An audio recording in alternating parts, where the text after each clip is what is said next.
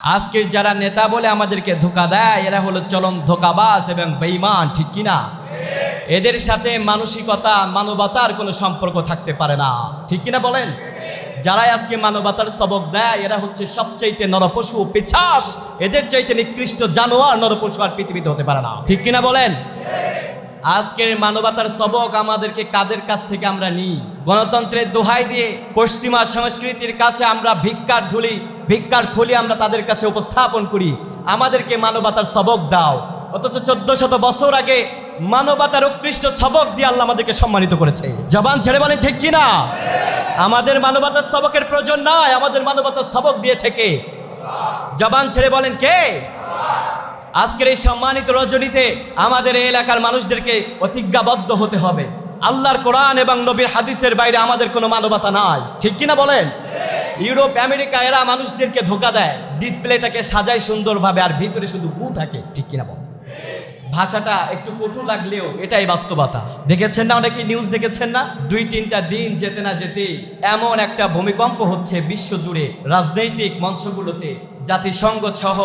কিন্তু মোড়লগুলার বিরুদ্ধে যখন নথি ফাঁস হয় তখন আর মিডিয়াগুলা চুপছে যায়, তখন তারা এগুলার প্রকাশ করতে পারে না। ইপিস্টাইন এই যে সংস্থার থেকে, অর্থাৎ ইপিস্টাইন যে নথিগুলা প্রকাশ হয়েছে এগুলা দেখেন নাই আপনারা?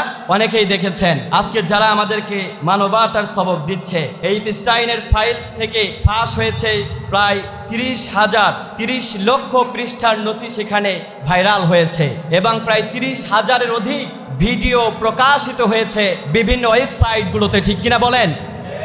ওদের বানানো জাস্টিস ন্যায় বিচারের আদালত সেটাকে প্রকাশ করে দিয়েছে।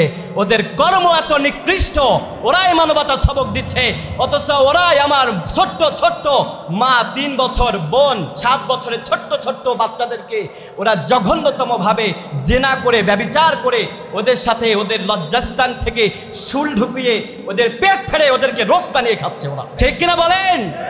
এরাই আবার এলাকার ভিতরে পোস্টারগুলো লাগিয়ে বলে বাল্য বিবাহকে না বলুন, এরাই বাল্য বিবাহের কথা না বলে আর বিভিন্ন দেশ থেকে আমার যুবতী, আমার ছোট্ট ছোট্ট মা এবং বোনদের কলিজার টুকরা সন্তানদেরকে, মাদেরকে, বোনদেরকে উঠিয়ে নিয়ে ওরা তাদেরকে নিকৃষ্ট ভাবে তারা জিনা করছে। জিনা করার পরে ওদের স্বাদ মিটে না, স্বাদ মিটানোর জন্য ওই জিনা করা মেয়েটাকে হত্যা করে ওর রান দিয়ে ওরা রোস্ট বানিয়ে সেটাকে ওদের কব্জা পুরাচ্ছে, ঠিক কিনা বলেন?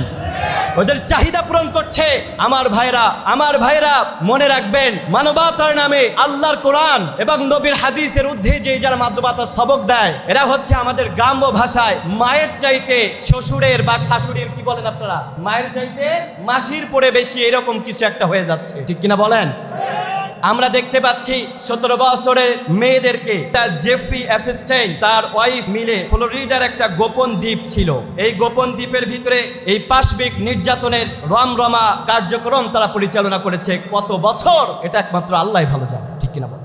ঠিক কিনা বলেন? আমার ভাইরা, এই অনুষ্ঠানে শুধু টাকাওয়ালা ব্যক্তিরা যায় নাই, আমরা যাদেরকে মানবতার যাদের কাছ থেকে সবক নিই, এই নরাধাম নিকৃষ্ট পশুগুলা সেখানে তাদের নিকৃষ্ট কাজ পরিচালনা করেছে, ঠিক কিনা বলেন? যেখানে গিয়েছিল নামি দামি রাজনীতিবিদ থেকে শুরু করে বিভিন্ন গায়ক, বিজ্ঞানীটার নাম কি? স্টিফেন হকিং, যাকে আমরা এক নামে যাকে বললেই চিনি, স্টিফেন হকিং। আওয়াজ করে বলেন ঠিক কিনা? লোকটার চেহারা আমি দেখলাম প্যারালাইজড হয়ে কোনো কিছুই নড়ে না, কিন্তু সে নাকি আবার জিনায়ও করে। আল্লাহ ভালো জানে, আমার 7 বছর 3 বছরের ছোট্ট ছোট্ট বোনদেরকে নিয়ে তারা জিনা করেছে, ঠিক কিনা?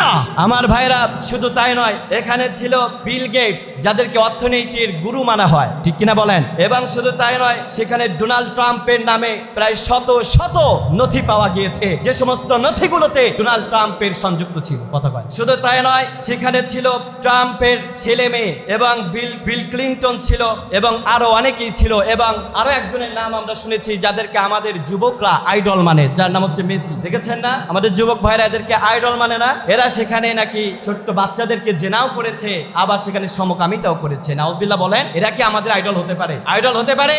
আমাদেরকে মানবতা শেখানোর জন্য পশ্চিমা সংস্কৃতির প্রয়োজন আছে?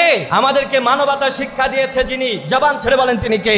আমার ভাইরা, আজকের সমাজে জিনা নাই, ব্যভিচার নাই, আরো উঠে যেত যদি আল্লাহর কোরআন দিয়ে এই পৃথিবীটাকে সাজানো হতো, ঠিক কিনা বলেন?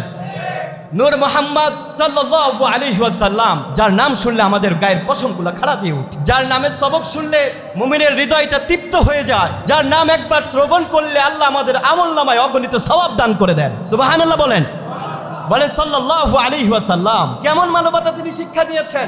আল্লাহর হাবিব সাল্লাল্লাহু আলাইহি ওয়াসাল্লাম যখন মক্কার ভূখণ্ডে আসলেন, সেখানে মনে হয় মানবতায় পূর্ণ ছিল নাকি? রাসূলুল্লাহ সাল্লাল্লাহু আলাইহি ওয়াসাল্লাম যখন মক্কা নগরীতে আসলেন, সে সমাজটা ছিল অন্ধকার আচ্ছন্ন জাহিলি একটা সমাজ ব্যবস্থা, ঠিক কিনা? যেখানে মেয়েদেরকে লজ্জার কথা ভেবে নিজের মেয়ে হয়েছে এটা গিল্টি ফিল করে নিজের মেয়েটাকে জীবন্ত কবর দেওয়া হতো, ঠিক কিনা বলেন? ওই সমাজে আল্লাহ রাব্বুল আলামিন ওয়ামা আরসালনাকা ইল্লা রাহমাতাল লিল আলামিন। আল্লাহু আকবার বলেন। আমার ভাইরা, আল্লাহ রাব্বুল আলামিন বললেন, নবী গো, অন্যান্য নবীকে তো শুধু নবী বানাইছি, আপনাকে শুধু নবী বানাই নাই গো নবী। আমি আল্লাহ রাব্বুল আলামিন আপনাকে নবী বানানোর ঊর্ধ্বে আমি আল্লাহ গোটা দুনিয়ার জন্য রহম হিসেবে প্রেরণ করলাম। কি মায়ার নবী আমরা পেয়েছিলাম। জাহিলিয়াতের সমাজ ব্যবস্থার মধ্যে আল্লাহর হাবিব সাল্লাল্লাহু আলাইহি ওয়াসাল্লামকে যখন প্রেরণ করা হলো, নবী মুহাম্মদ সাল্লাল্লাহু আলাইহি ওয়াসাল্লাম আসার পরে দেখলেন সমাজের ভিতরে নারীদের কোনো সম্মান নাই, মর্যাদা নাই, নারীদেরকে জীবন্ত কবর দেওয়া হচ্ছে, মাদেরকে হত্যা করে ফেলা হচ্ছে। নিজের ঘরের ভিতরে কন্যা সন্তান জন্ম নিলে ওই বাবা লজ্জাবোধ করে নিজের মেয়েটাকে হত্যা করে ফেলছে। নাউজুবিল্লাহ বলেন। আল্লাহর হাবিব সাল্লাল্লাহু আলাইহি ওয়াসাল্লাম কি চমৎকার মানবতা সেখানে প্রতিষ্ঠা করলেন, মানবাধিকার প্রতিষ্ঠা করলেন। আমার ভাইরা, আল্লাহর হাবিব সাল্লাল্লাহু আলাইহি ওয়াসাল্লাম এমন একটা মানব অধিকার প্রতিষ্ঠা করলেন যে মানব ব্যবস্থার ভিতরে কোনো মা তার সম্মানহারি হবে না, কোনো এতিম তার সন্তান হারাবে না, কোনো এতিমের সম্পদ লুণ্ঠন হবে না, কোনো মায়ের সম্মান ইজ্জত লুণ্ঠিত হবে না। পর্দানিশি বা পর্দা ছাড়া রাস্তায় যদি কোনো মহিলাও বের হয়, ইসলামী ব্যবস্থা অনুযায়ী তার গায়েকে স্ট্রিচিং করলে শরিয়া অনুযায়ী তার 100 বেতের আঘাত করা হবে, ঠিক কিনা বলে? এই মানবাধিকার দিয়ে সেদিন রাসূলুল্লাহ সাল্লাল্লাহু আলাইহি ওয়াসাল্লাম সমাজটাকে এত সুন্দর করে তৈরি করেছিলেন যে সমাজটাকে বলা হয় স্বর্ণের সমাজ। আমার ভাইয়ের, আজকে মানবাধিকার বলে যারা সবক দেয়, অন্যের দেশের উপরে তারা বয়সটাকে নির্ধারণ করে দিয়ে নিজের দেশের একটা দ্বীপের ভিতরে তারা ছোট্ট ছোট্ট বাচ্চাদেরকে তারা জিনা করে তাদেরকে হত্যা করে তাদের শরীরটাকে দিয়ে তারা রোস্ট বানিয়ে খাচ্ছে, ঠিক কিনা বলেন? দেখেছেন না 2009 সালে যখন একটা মেয়ে ফ্রান্সের এক লাক্সারিয়াস হোটেল থেকে বের হয়ে উনি চিৎকার দিয়ে দিয়ে বলছিলেন যে এই দ্বীপের ভিতরে, এই হোটেলের ভিতরে সাধারণ কোনো কাজ হচ্ছে না, আমি দেখলাম ওখানে মানুষের মাংস খাচ্ছে। নাউজুবিল্লাহ বলেন। অনেকে আছে আবার এগুলো শুনলে খারাপ লাগে, আছে না নাই বলেন? আপনাদের কারো খারাপ লাগতেছে মনে হয়? খারাপ লাগতেছে।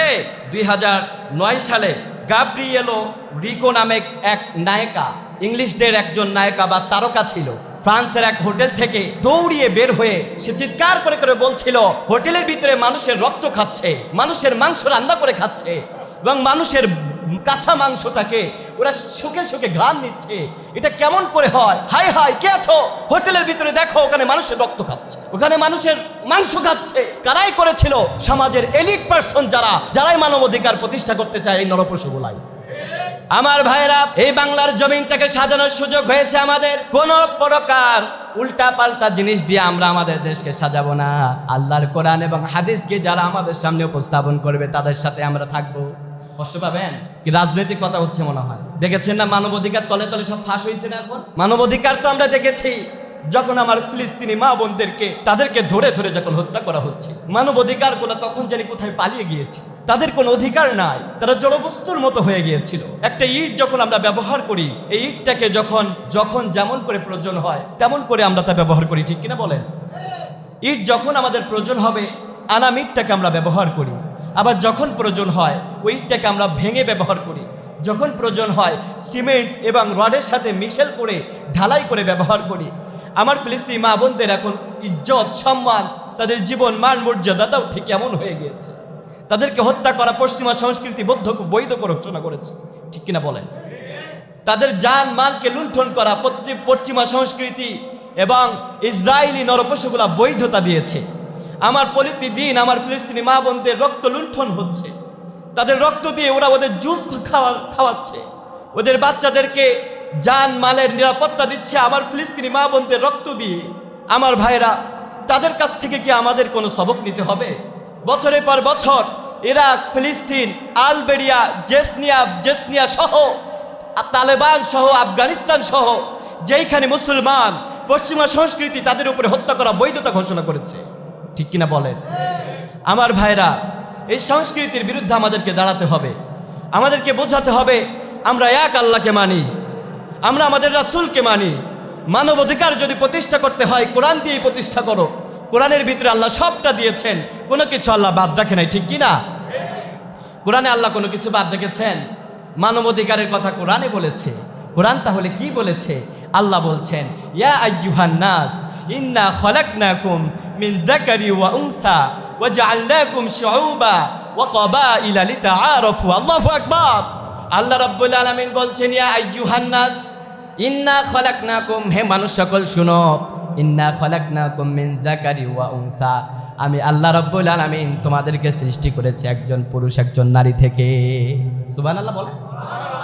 কোরআন দেখেন কতটা ইউনিভার্সাল কিতাব, কতটা সমৃদ্ধ একটি জীবন বিধান। কোরআনটাকে আল্লাহ শুধু মুসলমানের জন্য দেয় নাই, কোরআনটাকে সার্বজনীন করে দিয়েছেন যিনি, তিনি কে? আল্লাহ রাব্বুল আলামিন জানালেন, আদর্শিকভাবে তোমাদের মনে হতে পারে কোরআনটা শুধু মুসলমানদের জন্যে, কিন্তু আমি মুসলমানদের জন্যেই শুধু কোরআনটা দিই নাই, আমার যত সৃষ্টি আছে সব সৃষ্টির জন্য আমি আল্লাহ কোরআন দিলাম। এজন্য আল্লাহ বললেন, ইয়া আইয়ুহান নাস, হে মানুষ সকল, ইন্না খলাকনাকুম, তোমাদেরকে আমি সৃষ্টি করেছি মিন যাকারি ওয়া উনসা, একজন পুরুষ একজন নারী থেকে আমি আল্লাহ সৃষ্টি করেছি। ওয়া জাআলনাকুম শুউবা ওয়া ক্বাবাইলা লিতাআরাফু, আর তোমাদের সফলতা আল্লাহর কাছে প্রিয় হবার এই স্টেটমেন্টটা বিলং করবে, বেস করবে আল্লাহর কাছে প্রিয় হবার উপর দিয়ে। সুবহানাল্লাহ বলেন।